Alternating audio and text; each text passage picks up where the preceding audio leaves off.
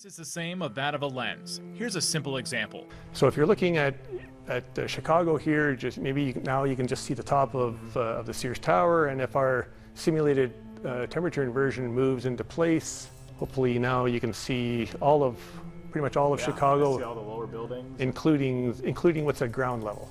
So the atmosphere really is acting like a lens. Yes.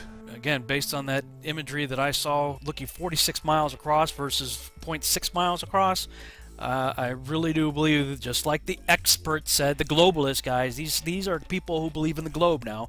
They are the ones that said, hey, the atmosphere really is acting like a lens, and they put a lens in front of the camera to show how it works. So I'm just doing what they're doing. I'm using the same logic that they're using, the same science that they're using.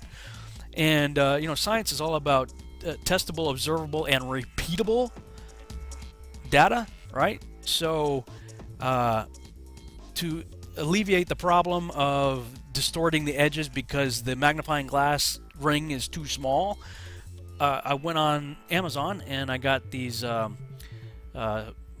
plastic magnifying sheets and came up with another way of doing the same thing, using the sheet right here. Set the city up, a little cutout of the city, and now I've got the big magnifying glass sheet. Bring the camera right up to the lens. See, that's the normal view of the city. Now let's back up again. The science is the same of that of a lens. Here's a simple example. So if you're looking at Chicago here, The atmosphere really is acting like a lens. yes.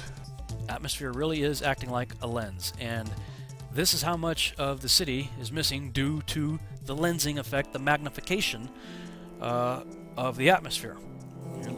You're missing, a good portion of the city just by pulling my iPhone back on a 3-foot long desk. That's how much I lost of the city. And as with any scientific experiment, you always try to improve upon what you did before. So I got some foam core, made a little housing for the magnifying sheet, and pasted the city on the back there, and I made it as 2 separate pieces so that I could flex it as necessary, because I think that there are different types of atmospheric conditions that would allow for more magnification versus less magnification. So in this scenario you have more magnification, and in this one you have less. And for this one I decided to put the Toronto skyline into my little box here. And let's try it again. Okay, we're all the way up against the glass. Now let's zoom across the lake.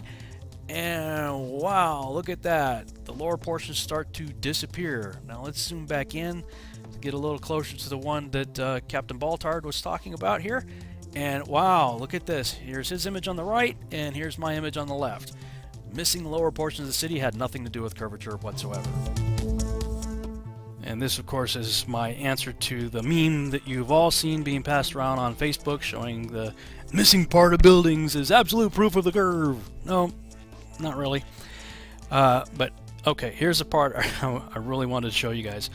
I was already in the process of modifying my experiment, so here's what I came up with. I've got my magnifying sheet frame, and I created a little stand to paste the sun on it and keep it the same height over the flat surface of a table, so the sun is always going to be parallel with the surface. And check this out. Alright, here's the first test of a sun moving over a flat surface, and with no atmospheric magnification it does what we might expect it would. It gets smaller as it goes away from us. Alright, now let's see what happens when we add in our atmospheric magnification. Again, water and refraction. Water causes magnification and refraction, right? So let's bring the sun back. Oh, check this out. Refraction bends the light downward. It made the sun set on a parallel surface. As it was moving parallel, the same height, the whole way over a flat surface, the refraction caused the sun to set. Not only that, well, let's bring in the beginning of that little test, and we see that it maintained pretty much the same size too. Pretty close.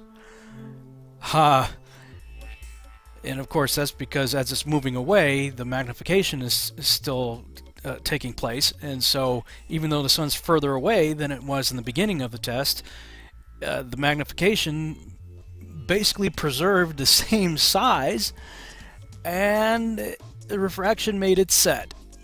Now, I'm just going to put forward a crazy idea for you to think about. And that is, if Rob Skiba could figure this out, I'm just going to go out on a limb here. I think it's quite possible that the creator of the cosmos could have figured out the same thing and engineered our beautiful sunsets, thanks to all that water he placed in our atmosphere. Just something to think about. Thanks so much for watching. I hope you enjoyed this video presentation. If you did, please subscribe to my YouTube channel, like the video, and share it on your favorite social media sites. There's a lot more to come, so stay tuned and we'll see you back next time.